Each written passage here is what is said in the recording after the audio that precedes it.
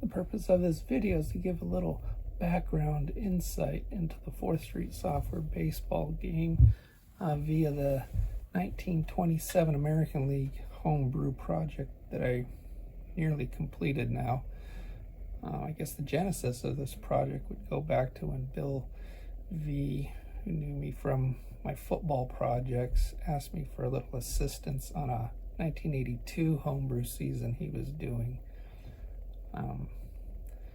After helping him out, I became intrigued with this game engine and how it would handle Babe Ruth and Lou Gehrig, who hit practically all the home runs in the league in 1927. Ultimately, though, it's Brian Aldrich who deserves my accolades. It's amazing the customer service that he readily gives things like this. So the first thing after learning the game rules I thought I needed to do is, well, study how Ruth and Gehrig would perform in what I call death traps or launching pads. I studied a few other power hitters.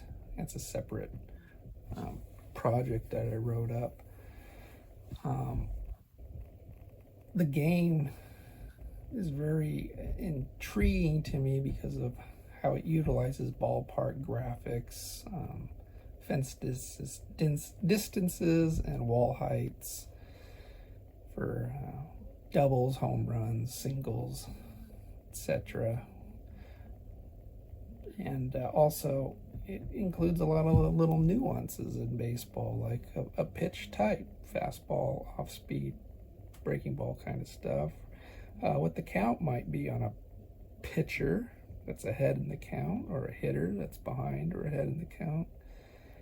And ultimately, it boils it down into one matchup of skill sets between that pitcher and batter. Can the pitcher deliver a situation that the batter can't handle? Or is he going to deliver a pitch that's going to be right in the batter's power zone, if you will?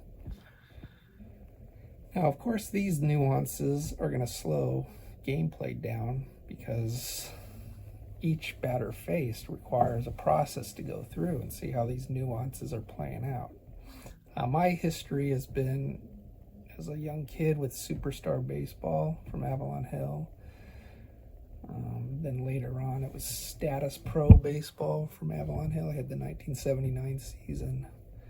Later on, I got into Stratomatic, and I have a huge investment in Stratomatic products. But this game serves something different. Stratomatic plays smoothly for me, quickly. It's basically one roll. You get a result pretty fast.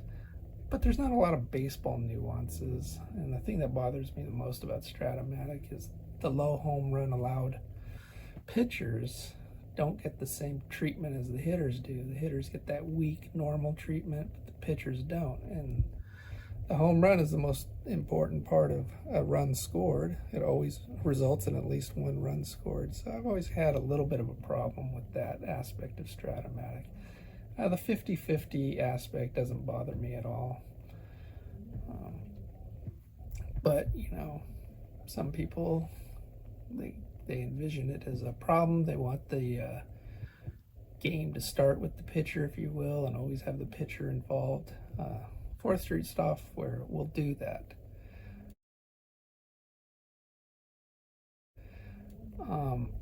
Next, along the lines in the project, Bill guided me through how to acquire the data necessary from Retrosheet.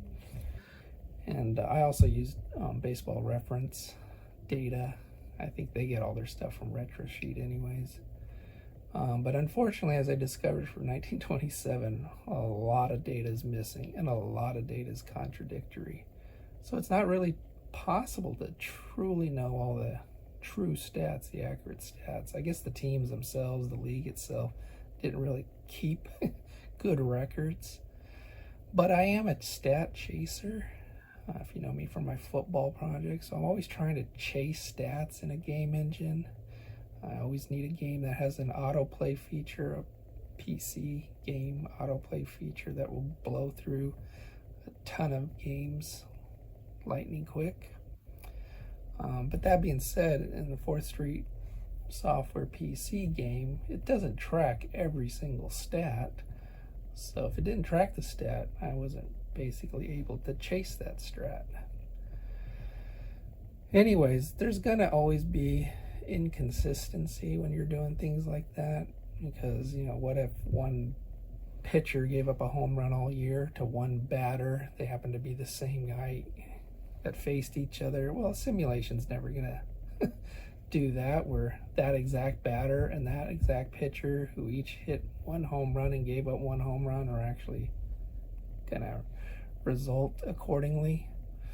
But I did play many tens of millions of plate appearances, seasons over and over. The last full data set I ran was 300 and something seasons, I don't know, approaching 18 million plate appearances, to try and chase every stat that I possibly could to be as spot on as I knew it to be from Retrosheet.